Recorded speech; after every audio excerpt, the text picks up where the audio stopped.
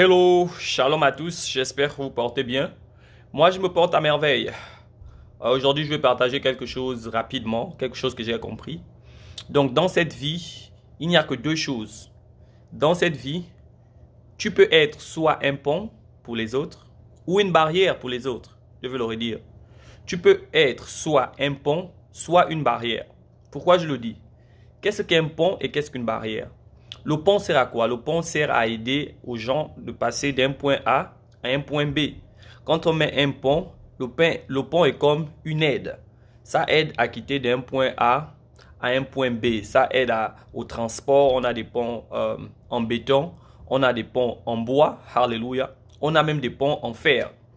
Et maintenant, qu'est-ce qu'une barrière? Une barrière, au contraire, ça empêche les gens de quitter d'un point A à un point B.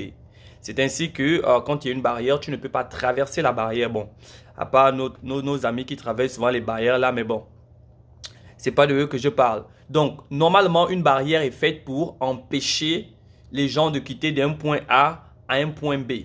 Alléluia. Maintenant, pourquoi je vais partager ça avec vous? C'est parce que j'ai compris que j'ai réalisé que ta vie, la manière que tu vis, ça va faire deux choses.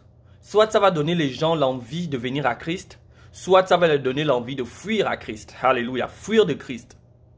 Alléluia. Donc, est-ce que ta vie, quand tu regardes, tu peux dire que par ma vie, les gens vont venir à Christ?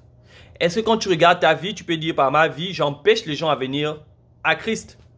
L'une des choses que je peux par exemple dire, si tu bois tous les jours, tu fumes tous les jours. Alléluia. Un fumeur ou un buveur qui n'est pas chrétien, il va se dire, mais si déjà celui qui est chrétien là, il fait les choses que moi je fais, pourquoi moi aussi je vais encore me convertir puisque je crois que nous sommes pareils? Et donc là tu es quoi? Tu es une barrière. Pourquoi? Parce que tu l'empêches de venir à Christ. Alléluia. Maintenant, comment tu peux être un pont? Tu peux être un pont par exemple. Tout le monde est dans la panique, mais toi tu es dans la paix. Tout le monde triche pour aller en classe supérieure. Toi tu ne triches pas. Tu étudies tes leçons, tu passes en classe supérieure. Et donc cette paix que tu as là, cette stabilité que tu as là, ça va donner aux gens l'envie de découvrir quel est ton secret. Et tu les fais comprendre que ton secret, c'est Christ. Alléluia. Et ça va les donner quoi? L'envie de venir à Christ. C'est ce qu'on appelle un pont. Est-ce que par ta réussite, est-ce que par ton succès, est-ce que par la manière que tu te comportes avec les autres, tu peux attirer quelqu'un à Christ? Est-ce que tu peux être un pont? Et même si on quitte même du côté spirituel, on prend même le côté naturel. Est-ce que par ta vie, tu aides quelqu'un, alléluia, à vouloir vivre? Ou bien il y a des personnes, tu sens que celui-là, tu n'as même pas envie de l'approcher. Ça là, tu es une barrière. Quand les gens ne veulent pas t'approcher, les gens ne veulent pas te sentir, quand tu arrives, les gens, oh encore lui, alléluia. C'est ce qu'on appelle une barrière. Tu ne dois pas être une barrière, tu dois être un pont. Tu dois faciliter la vie des gens. Tu dois faire en sorte que quand les gens voient ta vie, ils sont impactés. Alléluia. Voilà pourquoi j'ai discuté avec un ami hier.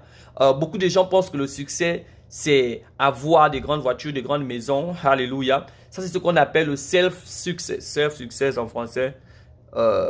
Succès personnel. Ça, ce n'est pas le succès. Un vrai succès doit avoir un successeur. Voilà pourquoi je ne suis pas impressionné par une personne qui achète une grande maison. Je ne suis pas impressionné par quelqu'un qui achète une grande voiture. Alléluia. Je ne suis pas impressionné par quelqu'un qui gagne tous les diplômes. Je suis impressionné par quelqu'un, après avoir fait tout ça, il lègue ça à quelqu'un d'autre. Après avoir réussi tout ce que tu as là. Et puis quoi? Alléluia. Qui bénéficie de ce que tu as fait? En réalité, quand Dieu te bénit, c'est pour que tu bénisses.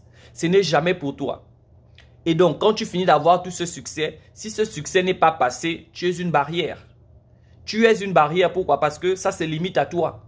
Personne ne bénéficie de ton succès. Personne ne bénéficie de ce que tu as accompli dans la vie. Sache que quand Dieu t'a donné un don, ce n'est jamais pour toi. Tu ne peux jamais utiliser ton don pour toi-même. Tu utilises toujours ton don pour les autres. Et ensuite, les autres vont peut-être te rémunérer et tu vas gagner les fruits de ton don. Prenons un exemple. Un docteur.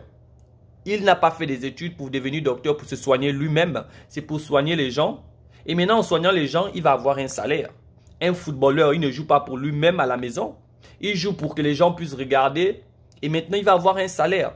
Donc, toi, ton don que tu as, est-ce que tu l'utilises pour les autres? Ou bien c'est juste pour toi? Alléluia. Et donc, si c'est juste pour toi, tu es une barrière. Mais si tu le fais après, tu veux aider les autres. Tu es un pont.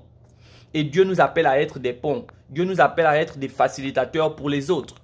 Alléluia. Il faut savoir tendre la main aux autres. Donc, c'était ça mon message aujourd'hui. Il faut être des ponts et non des barrières. Il faut être des gens qui aident les autres et non des personnes qui bloquent ou qui stoppent. Soyez des lumières vertes qui donnent l'accès à passer au feu rouge, mais ne soyez pas des feux rouges qui bloquent les voitures à s'arrêter.